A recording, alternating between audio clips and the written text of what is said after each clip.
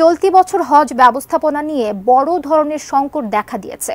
পূর্ব ঘোষণা অনুযায়ী হজ যাত্রীদের ভিসার আবেদনের শেষ সময়ে ২৯ এপ্রিল।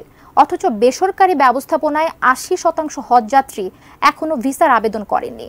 ৪ দিনের মধ্যে বিশাল সংখ্যক এই হজ যাত্রীদের ভিসার জন্য আবেদন সম্ভব নয় বলে জানিয়েছে সংশ্লিষ্টরা।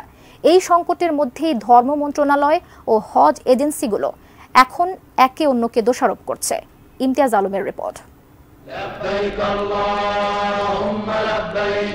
প্রতি বছরই বাংলাদেশ থেকে হজযাত্রীদের নানা দুর্ভোগ সংবাদের শিরোনাম হয়, কিন্তু এবারের হজের অব্যবস্থাপনা যেন বিগত সময়কেও ছাড়িয়ে গেছে। এবছর হজযাত্রীদের ভিসার আবেদনের সময় শেষ হচ্ছে ২৯ এপ্রিল, কিন্তু এখনও শেষ হয়নি ৮০% হজযাত্রীর ভিসার আবেদন। এই সমস্যার সমাধানে ধর্ম মন্ত্রণালয় অবশ্য হজযাত্রীদের ভিসার জন্য আবেদনের সময় বাড়াতে সৌদি সরকারকে চিঠি দিয়েছে।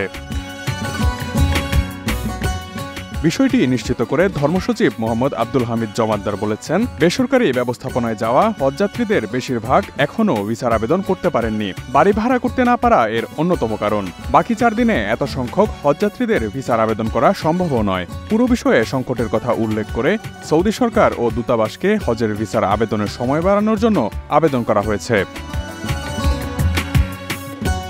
২০২৪ সালের হজ প্যাকেজ অনুযায়ী ৯ মে থেকে হজ ফ্লাইট শুরু হওয়ার কথা। নির্ধারিত সময়ে হজযাত্রীদের কাছ থেকে টাকা নিলেও কিছু এজেন্সি বাড়ি ভাড়া করার ব্যাপারে ইচ্ছাকৃতভাবে গড়িমসি।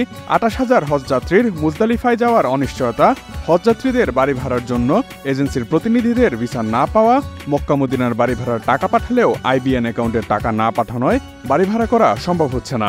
এসব সংকট কাটাতে কার্যত কোনো উদ্যোগ চোখে পড়ছে না বলে জানিয়েছেন সংশ্লিষ্টরাও। যদিও এই সংকটের সময়ে Hajj agencies association of Bangladesh HAAB এবং ধর্ম মন্ত্রণালয় একে অপরকে দোষারোপ করে চলেছে। সানবিট সব দিবে সামাল। সানবিট ম্যাজিক প্রেস ডিশওয়াশিং এর মাথা ঘোরানো সলিউশন। হাবের অভিযোগ, বেসরকারি ব্যবস্থাপনায় হজযাত্রীদের বাড়ি ভাড়া ও মুনাজ্জিমদের ভিসার ব্যাপারে কাঙ্ক্ষিত সহায়তা করছে না ধর্ম মন্ত্রণালয়। তারা ২০২৪ সালের হজ ব্যবস্থাপনার সব প্রতিবন্ধকতা দ্রুত নিরসন করতে প্রধানমন্ত্রীর হস্তক্ষেপ চেয়েছেন। অন্যদিকে সব অভিযোগ উড়িয়ে দিয়ে ধর্ম মন্ত্রণালয় উল্টো এজেন্সির মালিকদের বিরুদ্ধে হজ বাণিজ্যের অভিযোগ তুলেছে। মন্ত্রণালয় বলেছে, নির্ধারিত সময়ে হজযাত্রীদের কাছ থেকে টাকা নিলেও কিছু এজেন্সি বাড়ি ভাড়া করার ব্যাপারে ইচ্ছাকৃতভাবে গড়িমসি করছে। অল্প টাকায় নিম্নমানের বাড়ি ভাড়া করতেই এমন গড়িমসি করা হচ্ছে। এছাড়া মন্ত্রণালয়ের নির্দেশ উপেক্ষা করে কালতালিকাভুক্ত কোম্পানির সঙ্গে চুক্তি করেছে কিছু এজেন্সি। এতে মুজদালিফায় কয়েক হাজার হাজির থাকা নিয়ে অনিশ্চয়তা দেখা দিয়েছে। সৌদি আরবে হাজিদের থাকা খাওয়ায় কোনো সমস্যা হলে দায়ী এজেন্সির বিরুদ্ধে আইনি ব্যবস্থা নেওয়া হবে বলেও ধর্ম মন্ত্রণালয় হুঁশিয়ারি দিয়েছে।